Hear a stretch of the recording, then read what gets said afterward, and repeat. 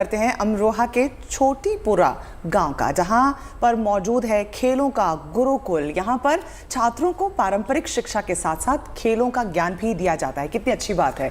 Fitness पर भी खास फोकस किया जाता है। बिल्कुल, 21वीं सदी के भारत में गुरुकुल हम समझते थे जहां पर बहुत स्ट्रिक्ट होता था सब कुछ, लेकिन अब खेलों का भी गुरुकुल, और ये बहुत दिलचस्प है। यहाँ की जो छात्राएं हैं जेवेलियन थ्रो और फेंसिंग के साथ ही निशानेबाजी और दूसरे खेलों में भी पारंगत हैं। ये मॉडर्न गुरुकुल हर तरीके की आधुनिक सुविधाओं से लबरेज है। देखिए रिपोर्ट। जीवन की दीक्षा ले रही है। कोमल हूँ, कमजोर नहीं, ये साबित कर दिखाना है। आजादी की नींव खोदकर प्रगति का पत्थर लाना है। अपने साहस के दम पर एक नया इतिहास बनाना है। अपने साहस के दम पर एक नया इतिहास बनाना है। बेड़ियों को तोड़कर बस कदम आगे बढ़ाना है, कदम आगे बढ़ाना है। और कुछ इसी तरह से कदम आगे बढ़ाया महज 13 वर्ष की उम्र में डॉक्टर सुमिधा ने, जिन्होंने इन विदुषी वीरांगनाओं को गढ़ने का सपना देखा और अब वो सपना साकार हो रहा है। इस गुरुकुल में बेटियां न केवल पारंपरिक शिक्षा लेती हैं, बल्कि शस्त्र से लेकर शास्त्रों तक का ज्ञान यहाँ पर हर बेटी को मिलता है।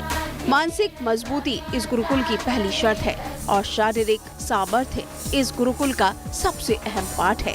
ये बेटियां केवल तलवार नहीं भांजती, बल्कि योग से लेकर तीरंदाजी और भाला फेंकने में इनका कोई जवाब नहीं है।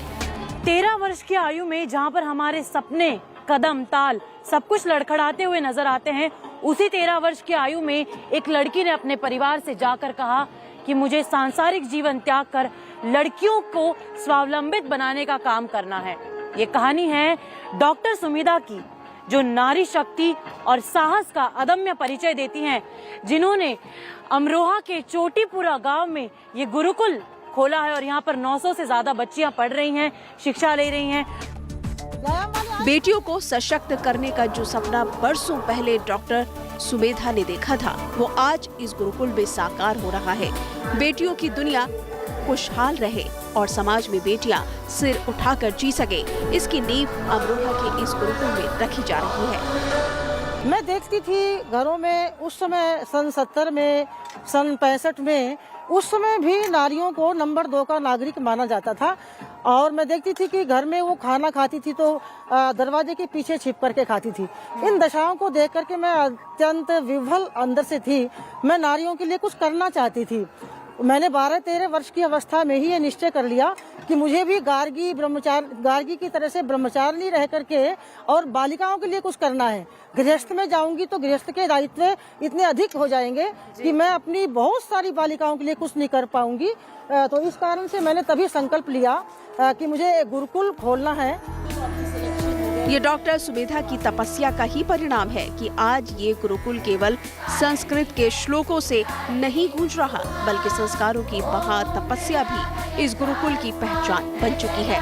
आत्मविश्वास और आत्मसम्मान के इस महायज्ञ में ये बेटियां भी बढ़ चढ़कर अपनी आहुति दे रही हैं। मैं 5वीं क्लास में यहाँ पर आई थी, तब मेरा मन भी नहीं लगता था। शुरू में 2-3 दिन ऐसा हुआ कि मेरा मन नहीं लगा और मैंने सोचा शायद मैं पढ़ भी नहीं पाऊंगी यदि मेरा मन नहीं लगा तो। परंतु धीरे धीरे यहाँ पर और कन्याओं के साथ सभी परिवार की तरह ही रहते हैं और सभी कन्याएं बहने लगती हैं। और यहाँ पे आके मुझे ऐसा लगा जैसे मैंने पुनर्जन्म लिया है। और सबसे ज्यादा अच्छा लगा कि यहाँ पे इतनी सारी भीड़ में और हम इतने अच्छे से रहते हैं। और जो भी मैंने यहाँ पे सीखा शायद मैं आगे वालों को अच्छे से सिखा सकूं। संस्कार के साथ शास्त्र और शस्त्र की दीक्षा के रास्ते पर चलकर ये बेटियां अब सशक्त बन रही हैं। आज गुरुकुल में पढ़ रही ये बेटियां गूढ़ से गूढ़ मंत्रों के अर्थ को भी समझती है और कंप्यूटर कोडिंग की जटिलताओं को भी सुलझाना बखूबी जानती है। कुल मिलाकर ये गुरुकुल संस्कारों का वो तीर्थ बन चुका है जो हमारे अभूतपूर्व विरासत को आज से जोड़ रहा है और हमारी सांस्कृतिक धरोहरों को इन बेटियों के दिल में संजो रहा है। अमरोहा से तेजश्री पुरंदरे के साथ bureau report, good news today.